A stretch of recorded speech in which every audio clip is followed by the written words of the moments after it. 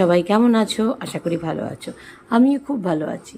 Welcome to Koel kitchen. এসে গেছি আজকে রান্নাবান্না নিয়ে।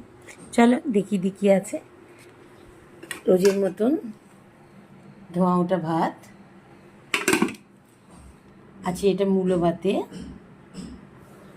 এটা আছে শুকনো লঙ্কা পেঁয়াজ দিয়ে করলা ভাজা।